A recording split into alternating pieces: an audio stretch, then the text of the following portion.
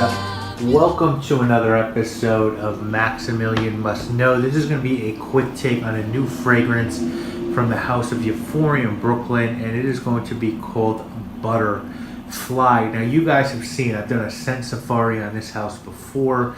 I've also done some follow-up videos. You know, the perfumer, Steven Dirks, is just a super cool guy who's really passionate about this. And he's nice enough to send me samples of fragrances when he does something new. These are fragrances that are just really nuanced. They're sort of like notes on top of just beautifully built accords and accords on top of accords. There's a lot going on that you really have to experience to appreciate. Otherwise it's kind of hard to describe what these are like. But this one's called Butterfly. This is his newest fragrance. This is his first sort of stab at a lighter summertime / spring fragrance. This one is available, I believe, exclusively through Twisted Lily in Brooklyn, but of course you can purchase these online. And there's actually 4 options available for purchase. You can get a sample for $4. You can get, which is super cool, an 8 ml decant of Butterfly, or an 8 ml bottle with a garden packet to grow some of the plants that are contained in the fragrance. So like there's, I believe, seeds for like milkweed and butterfly bush and lavender and violet and marigold, which is a natural that I'm starting to mess around with now in my own sort of experimentation. It's also sort of referred to as Taggets. You guys might know that fragrance from the Byredo fragrance Bal d'Afrique. Mint, sage, etc. You can get seeds for a bunch of different plants in that package. Then there's also a 30 ml for $120 and a 50 ml for $180. So the official note breakdown on Butterfly is violet, lilac, lavender, geranium, marigold, wild mint, laurel, hyssop, milkweed, scarlet sage, armoise, clover, grass, mosses, and brookwater. And so I've worn this one, I've experimented with this one, I should say, or put on my skin at least 3 times. I really don't like to wear anything unless I can spray it out of a bottle. And I feel like that's when I can really wear something, and I can sort of experience something when I can dab it out on my hand. And I've sort of experienced this a couple times.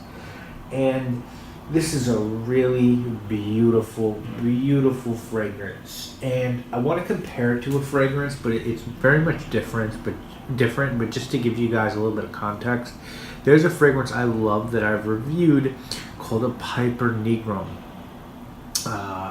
By Lorenzo Villarisi, and it to me it sort of has, it's really mainly black pepper and fennel based, but to me it has the very much feeling of walking through a garden, and letting all those herbs hit you in the face. And this is a very different version of that, but it has that same sort of that same sort of vibe to it. So like, yeah, you're gonna get hit with violet, you're gonna get hit with that minty geranium. Marigold is very evident to me here. There's gonna be mint, there's gonna be hyssop, there's gonna be grasses of different kinds, there's gonna be a lot of different herbs and spices. It is a beautiful springtime fragrance without I like the fact that there's not a dominant citrus accord or even just citrus notes at the top. I think that it's really challenging to make a good warmer weather fragrance without relying on overdoses of bergamot or grapefruit or different types of orange. So I think this is really nice because there's just a lot of vegetation and plant life here to give it that freshness. And even floral notes. But then in the dry down, there's enough of it. There's enough spice in there to make it a substantial fragrance so that it will last on your skin. You can definitely feel very confident that this one can get you through a day pretty easily. So that's That's awesome as well. This is a really good fragrance. Again, it's very true to the Euphorium brand because there's so much going on. But it's a departure in that it's not very dense. It's not overwhelming. It's got a little bit of transparency to it. It literally just smells like if you're walking along springtime and you go through an herb and flower garden. That's what this smells like. It's an excellent, excellent fragrance. Very much worth the price point. I think anyone who gardens would be really wise to look at getting the pack with the pills. Just one track mind over here with the seeds.